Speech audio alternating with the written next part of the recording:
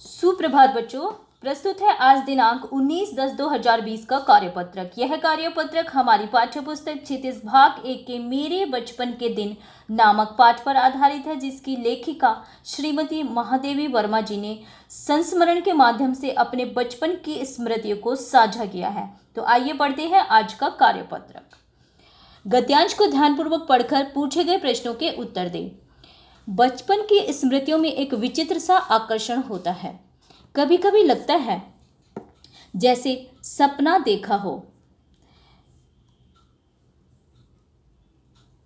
परिस्थितियां बहुत बदल जाती है। अपने परिवार में कई पीढ़ियों के बाद उत्पन्न हुई। लेखिका अपने बारे में बता रही है कि वह परिवार में कई पीढ़ियों के बाद उनका जन्म हुआ। मेरे परिवार में प्राय 200 वर्षों तक कोई लड़की नहीं थी। उनके परिवार में 200 वर्षों तक भी कोई लड़की नहीं थी। सुना है उसके पहले लड़कियों को पैदा होते ही परमधाम भेज देते थे। 200 वर्षों से पहले की बात बता रही है कि उनके परिवार में या समाज की बात बता रही है कि पहले लड़कियां जब जन्म लेती थी तो कोई सामाजिक परंपरा इस प्रकार की रही होगी कि लड़कियों का जन्म लेते ही उनको मौत के घाट उतार दिया जाता था। फिर मेरे बाबा ने बहुत दुर्गा पूजा की। हमारी कुल देवी दुर्गा थी।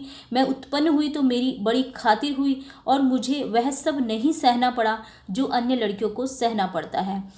क्या सहना पड़ता है? यहाँ पर जो लड़का और लड़की के बीच के भेदभाव की बात महादेवी वर्मा जी कर रही हैं कि समाज में जो भेदभाव लड़का और लड़की के पालन पोषण में किया जाता है वह उनके साथ नहीं हुआ, क्योंकि वह इतने समय के बाद उनका जन्म हुआ था तो वह भेदभाव उन्हें नहीं सहना पड़ा जो अन्य लड़कियों को सहना पड़ता है। परिवार में बाबा फारसी और उर्दू जानते थे। पिता ने अंग्रेजी पढ़ी थी और हिंदी का कोई वातावरण नहीं था।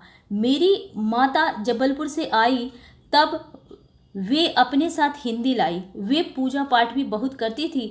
पहल उन्होंने मुझे पंचतंत्र पढ़ना सिखाया। हिंदी भाषा में उन्होंने पहले उन्हें पंचतंत्र नामक पुस्तक पढ़ना सिखाई। तो आइए पढ़ते हैं गद्यांश पर आधारित प्रश्न। तो पहला प्रश्न है कि बचपन की स्मृतियाँ कैसी होती है। तो हमने अभी पढ़ा है कि बचपन की स्मृतियाँ जो है वो एक विचित्र सा आकर्षण लिए होती हैं। उनमें एक विचित्र सा आकर्षण होता है और लगता है कि जैसे कोई सपना देखा हो। आगे बढ़ते हैं और पढ़ते हैं दूसरा प्रश्न। लेखिका किन परिस्थितियों में पैदा हुई? तो लेखिका अपने परिवार में कई पीढ़ियों के बाद पैदा हुई थी। उनके परिवार में पिछले 200 वर्षों से किसी लड़की का जन्म नहीं हुआ था। यदि किसी ने जन्म भी लिया हो उससे पूर्व तो उसे परमधाम भेज दिया जाता था। आइए आगे बढ़ते हैं और पढ़ते हैं तीसरा प्रश्न। तो तीसरे प्रश्न में लेखिका के साथ कैसा व्यवहार हुआ? लेखिका इतने वर्षों के बाद, पीढ़ियों के बाद उनका जन्म हुआ तो उनके साथ काफ़ी अच्छा व्यवहार हुआ और उनकी काफ़ी खातिरदारी की गई। आगे बढ़ते हैं और पढ़ते हैं प्रश्न 4। परिवार में पढ़ाई लिखाई का क्या वातावरण था?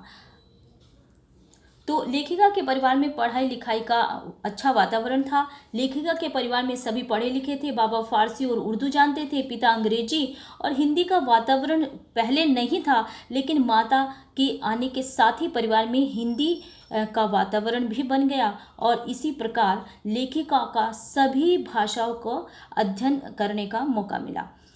तो परिवार में पढ़ाई लिखाई का वातावरण काफ़ी अच्छा था। अगला प्रश्न पढ़ते हैं कि महादेवी वर्मा जी के इस संस्मरण को पढ़ते हुए आपके मानस पटल पर भी अपने बचपन की कोई स्मृति ताज़ा हो गई होगी या याद आ गई होगी आपको, तो उसे लिखिए। जब हम दूसरों के बारे में, दूसरे की स्मृतियों के बारे में पढ़ते हैं, सुनते हैं या बात करते हैं तो हमें भी बहुत सारी बातें जो है याद आ जाती हैं। तो उस वक्त हमें भी मन करता है कि हम भी अपनी कोई बात बताएं। तो आपको भी इस प्रश्न के माध्यम से अपनी उन्हीं बातों को बताना है जो आपको याद आ रही है। तो इस प्रश्न के माध्यम से आप अपने उन अनुभवों को यहाँ पर साझा करेंगे कि आपको कौन सी अपनी उन बातों की याद आ रही हैं जो आप दूसरों से साझा करना चाहते हैं। तो बच्चों, कोविड-19 के संदर्भ में आज का विचार, आज की सलाह, नियमित रूप से अपने हाथों को साबुन और पानी से धोएं और कोविड-19 के जो भी सुझाव आपको दिए जाते हैं, जो भी आपको संदेश दिए जाते हैं, उनको खुद भी पालन करें और अपने दोस्तों, मित्रों, सगे संबंधियों को भी उनका पालन करने के बारे में बताएं। तो आज के कार्यपत्रक में इतना ही। आशा करती हूँ कि आपको आज का कार्यपत्रक अच्छी प्रकार से समझ आ गया होगा। तो मैं मिलती हूँ आपको अगले कार्यपत्रक में। तब तक के लिए आप स्वस्थ रहिए और पढ़ते रहिए।